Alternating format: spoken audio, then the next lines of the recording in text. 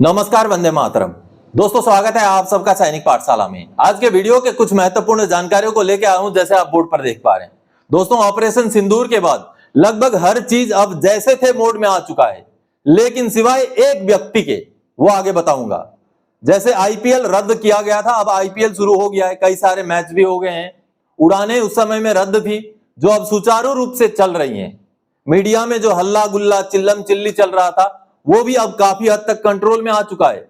लेकिन ऐसे में केवल एक व्यक्ति है जो आज भी उसी मुस्तैदी के साथ ऑपरेशन सिंदूर के रंग में रंगा हुआ है, वो है सरहद पर खड़ा सिपाही। जी हां, सरहद पर खड़ा हर एक फौजी आज भी ऑपरेशन सिंदूर के रंग में रंगा हुआ है, उसी तैयारी उसी मुस्तैदी के साथ खड़ा है। हर एक सिपाही के लिए, जो भी सरहद पर खड़े हमारे जवान हैं, उन सभी के लिए आज के इस वीडियो में जय हिंद जरूर लिखिएगा दोस्तों, क्योंकि यही है हमारी ताकत, जो हमारा भी हिस्सा है। हमें भी फक्र से कहने को ये बड़ी खुशी होती है कि हम भी उसी फौज का हिस्सा हैं। इस बात का हमेशा गर्व कीजिएगा और जय हिंद जरूर लिखिएगा। चलिए आज की वीडियो की कंटेंट की ओर आगे बढ़ते हैं। सबसे पहले दोस्तों, जो 3% पेंशन बढ़ोतरी का आदेश पेंशन मंत्रालय की तरफ से जारी किया गया था, अब उसके ऊपर बाकी मंत्रालयों ने भी एक्शन लेना शुरू कर दिया है, अपने आदेश भी जारी करने शुरू कर दिए हैं। आगे आदेश दिखा के समझाऊंगा दोस्तों। और साथ ही साथ रिकॉर्ड ऑफिस का मोबाइल नंबर, जो हेल्पलाइन सेंटर है उनका मोबाइल नंबर, सीआरओ या कर्नल रिकॉर्ड का मोबाइल नंबर, और साथ ही साथ उनका ईमेल आईडी के साथ एक लिस्ट दिखाऊंगा जो कमांड हेडक्वार्टर ने जारी किया है। काफी रिलायबल है, इसलिए कागज और कलम लेकर के बैठ जाइएगा, नोट करके रख लीजिए आपका रिकॉर्ड ऑफिस का कॉन्टेक्ट डिटेल्स, जो आपको हमेशा काम आ सकता है दोस्तों। और साथ ही साथ एमएससीपी को लेकर के अभी हाल फिलहाल में एक कोर्ट का आदेश आया है, जिसमें 2006 से पुराने पेंशनर को एमएससीपी से मना किया गया है। क्या ऐसे में अब 2006 से पुराने पेंशनर्स के लिए एमएससीपी का रास्ता बंद हो गया? जी नहीं, आगे बताऊंगा दोस्तों। और साथ ही साथ पिछले कुछ दिनों में देखा गया है कि रक्षा मंत्रालय हरकत में आई है। ऐसे में 50% डीआर हो जाने के बाद जो सीएए में बढ़ोतरी होनी थी, जो ग्रेचुइटी लिमिट में बढ़ोतरी होनी थी, उनके आदेश पिछले एक हफ्ते के अंदर ही बहुत जल्दी में जारी किए गए। अब पेंशन बढ़ोतरी के साथ पीपीओ भी जनरेट करने शुरू कर दिए गए हैं दोस्तों। इसके बारे में भी जानकारी हासिल करेंगे। तो चलिए इन्हीं विषयों को लेकर आगे बढ़ेंगे। आगे बढ़ने से पहले हमेशा की तरह आप सबसे आग्रह है, अगर सैनिक पाठशाला चैनल का वीडियो आप पहली बार देख रहे हैं या अभी तक चैनल को सब्सक्राइब नहीं किया है, तो चैनल के साथ जुड़े रहने के लिए, इसका हिस्सा बने रहने के लिए और आपसे जुड़ी हुई भरोसेमंद ऑथेंटिक जानकारियां पाते रहने के लिए चैनल को सब्सक्राइब जरूर करें। चैनल सब्सक्राइब किए बगैर ही देखने वाले पेंशनर्स की संख्या बहुत ज्यादा है। जैसे आप सामने आंकड़ा देखिए, ये कुछ आंकड़े हैं जिसमें आप देखिए सब्सक्राइब करने वालों की संख्या कितनी है और सब्सक्राइब किए बगैर देखने वालों की संख्या कितनी है। तो इस हिसाब से आपसे मेरी गुजारिश है, सब्सक्राइब पहले कर लीजिए, उसके बाद देखते रहिए। सब्सक्राइब करने से मुझे मोटिवेशन मिलता है, मुझे लगता है कि ज्यादा से ज्यादा लोग मेरे साथ जुड़ रहे हैं। सब्सक्राइब करने से आपका फाइनेंशियली कुछ लॉस नहीं होगा, इसलिए सब्सक्राइब कीजिए, फिर वीडियो को देखते रहिए। चलिए आगे बढ़ते हैं आज की जानकारियों की ओर। प्री 2006 का एमएससीपी का केस, एएफटी से आया आदेश। क्या अब प्री 2006 को एमएससीपी मिलने के सारे रास्ते बंद हो गए? जी नहीं दोस्तों, प्री 2006 के केस पर, एक केस पे माननीय एएफटी लखनऊ बेंच का एक ऑर्डर आया है। ये सामने ऑर्डर का कॉपी आप देख पा रहे हैं। ये 5 मई 2025 का ऑर्डर है। इस ऑर्डर में माननीय कोर्ट ने 31 दिसंबर 2005 के रिटायरी के एमएससीपी के एप्लीकेशन को, उनकी गुहार को खारिज किया है और उनको एमएससीपी देने से मना किया है।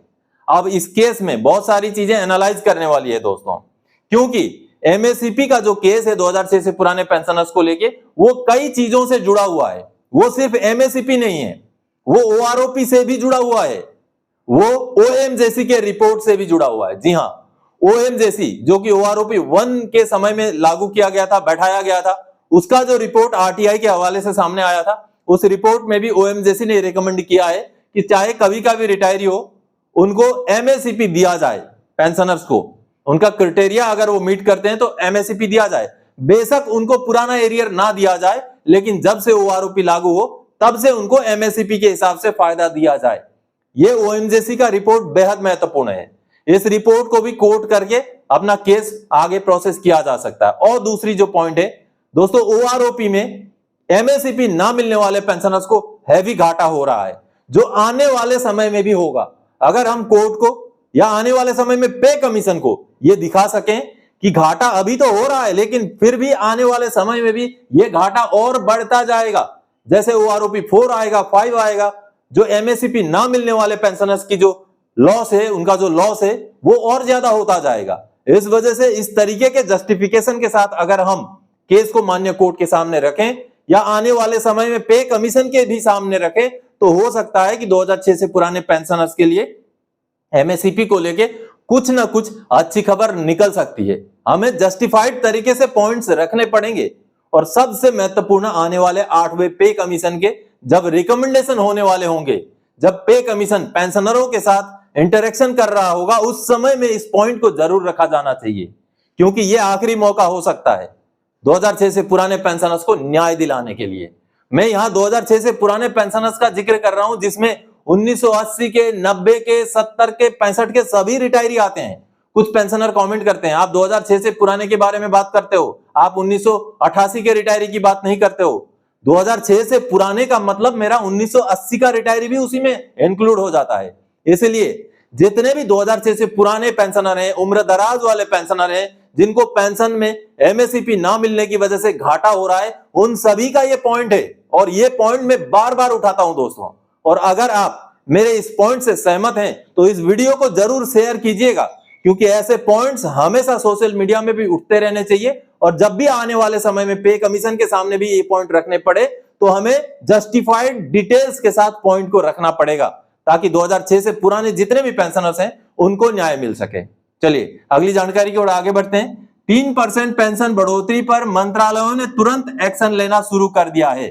आदेश किया जारी, जनरल मैनेजर का जारी कर दिए गए आदेश 21 मई 2025 को। जी हां दोस्तों, एक ऑर्डर, अब पेंशन मंत्रालय का ऑर्डर निकला था 20 मई 2025 को, माननीय सुप्रीम कोर्ट के फाइनल ऑर्डर के बाद। अब इसके बाद बाकी मंत्रालयों से भी ऑर्डर निकलने थे, जिसमें से अब रेलवे मिनिस्ट्री ने ऑर्डर निकाल दिया है। चलिए रेलवे मिनिस्ट्री का ऑर्डर देखते हैं दोस्तों। 3% पेंशन बढ़ोतरी को लेकर के अभी बाकी मिनिस्ट्री द्वारा, बाकी विभागों द्वारा भी एक्शन लेना शुरू किया जा चुका है। जी हाँ, ये रेलवे मिनिस्ट्री का, रेलवे बोर्ड का लेटर है। जैसे आप देख पा रहे हैं, ministry of railways, railway board. दोस्तों ये 21 मई 2025 का लेटर है। भारत सरकार का पेंशन मंत्रालय का 20 मई 2025 का लेटर का रेफरेंस में इस लेटर को निकाला गया है। और ये लेटर किसको एड्रेस किया गया है? The general managers, principal finance advisers, यानी कि जिनसे पेंशन का कैलकुलेशन होना है, जिनसे पेंशन का भुगतान होना है, PPO निकलना है, उनको सीधा सीधा हिदायत दे दिया गया है रेलवे मिनिस्ट्री द्वारा। देखिए, grant of notional increment to those employees who had retired on 30th June 31st December before drawing the same. आप यहाँ पर देख पा रहे हैं, जितने भी पेंशनर्स हैं जो 31 दिसंबर या 30 जून को रिटायर हुए हैं, उनके लिए अच्छी खबर है। ये हालांकि रेलवे बोर्ड का लेटर है, रेलवे के पेंशनर्स के लिए लागू है। तो कहीं ना कहीं भारत सरकार के पेंशन मंत्रालय के लेटर के ऊपर एक्शन लेते हुए रेलवे बोर्ड ने ये लेटर निकाला। और इस लेटर में साफ साफ कर दिया गया है कि जितने भी कोर्ट केसेस में डिसीजन आ चुका है और अगर पेंडिंग है विभाग में, तो उनका निपटारा तुरंत किया जाए, उनका इम्प्लीमेंटेशन तुरंत किया जाए। यानी कि नोशनल इंक्रीमेंट को लेकर के रिव्यू पिटीशन वगैरह लंबित कराने की अभी कोई जरूरत नहीं है। जहां भी डिसीजन आ चुका है वहां पर अब भुगतान शुरू कर दिया जाए, ऐसा आदेश रेलवे बोर्ड की तरफ से निकाल दिया गया है दोस्तों। तो रेलवे मिनिस्ट्री का जो ऑर्डर था दोस्तों, इस ऑर्डर में बेशक कोर्ट केस वाला ही जिक्र है। जितने भी कोर्ट केस का डिसीजन आए हुए केस हैं, जिनको अभी तक नोशनल इंक्रीमेंट ग्रांट नहीं किया गया है डिपार्टमेंटों की तरफ से, उनमें से सभी केसेस को निपटारा कर दिया जाए, ऐसा ऑर्डर अभी रेलवे मिनिस्ट्री ने जारी किया। यहां पर देखने वाली बात यह होगी, महत्वपूर्ण बात यह होगी कि जो कोर्ट केस किए बगैर ही पेंशनर हैं, जो 30 जून के या 31 दिसंबर के रिटायरी हैं, जिनको नोशनल इंक्रीमेंट मिलना चाहिए, जिन्होंने अभी तक कोर्ट केस नहीं किया है, चाहे 2007, 8, 2012, 14 के रिटायरी हैं, उनके लिए कब डिपार्टमेंटों से आदेश जारी होता है, यह महत्वपूर्ण है। और रक्षा मंत्रालय से भी हम आग्रह करते हैं कि जल्दी से जल्दी नोशनल इंक्रीमेंट का आदेश निकाले और पेंशनर्स को उनका बढ़ा हुआ पेंशन का भुगतान जरूर करे, या जितना भी एरियर बनता है उसका भुगतान जल्दी से जल्दी कर दिया जाए। चलिए आगे बढ़ते हैं अगली जानकारी की ओर। आपका डायरी निकालें और तुरंत नोट कर लें ये मोबाइल और ईमेल आईडी, कभी भी पड़ जाएगी जरूरत। कमांड हेडक्वार्टर ने जारी किया लिस्ट। जी हां दोस्तों, कमांड हेडक्वार्टर ने लेटर निकाल करके जारी किया है लिस्ट सभी रिकॉर्ड ऑफिसर्स का, जिसमें रिकॉर्ड ऑफिस के जो वेटरन सेल हैं, यानी कि जो हेल्पलाइन नंबर है वो भी मोबाइल नंबर है, वो मोबाइल नंबर है, और साथ ही साथ CRO कर्नल रिकॉर्ड का भी मोबाइल नंबर है, और ईमेल आईडी भी है जो रिकॉर्ड ऑफिस का। तो चलिए उसको देखते हैं, आप नोट करके जरूर रख लीजिएगा। दोस्तों ये जो लेटर आप देख पा रहे हैं, हेडक्वार्टर ईस्टर्न कमांड ने खुद ही लेटर जारी करके जितने भी रिकॉर्ड ऑफिस हैं उनका ईमेल आईडी और मोबाइल नंबर जारी किया है। ये बेहद महत्वपूर्ण है दोस्तों। आप पेपर और पेन ले लीजिए, आपका रिकॉर्ड ऑफिस का ईमेल आईडी साथ ही साथ मोबाइल नंबर भी आप नोट कर लीजिए। जो पेंशनर ग्रीवेंस सेल है उसका भी मोबाइल नंबर है और साथ ही साथ जो कर्नल रिकॉर्ड या सीआरओ रिकॉर्ड है उनका भी मोबाइल नंबर इस लेटर में दिया गया है। यहाँ पर आप देख पा रहे हैं, ये देखिए सीधा सीधा पहले रिकॉर्ड सीरियल नंबर है, रिकॉर्ड ऑफिस का नाम है, फिर पेंशन ग्रीवेंस का जो एक्स सर्विस हेल्पलाइन है उसका मोबाइल नंबर है, उसके बाद mobile number of colonel record oblique CRO for urgency during office hours only. यानी कि इस नंबर में जो सीआरओ साहब का नंबर है उसमें आप अर्जेंसी के समय ही फोन करें और फोन करें तो ऑफिस टाइमिंग में ही करें।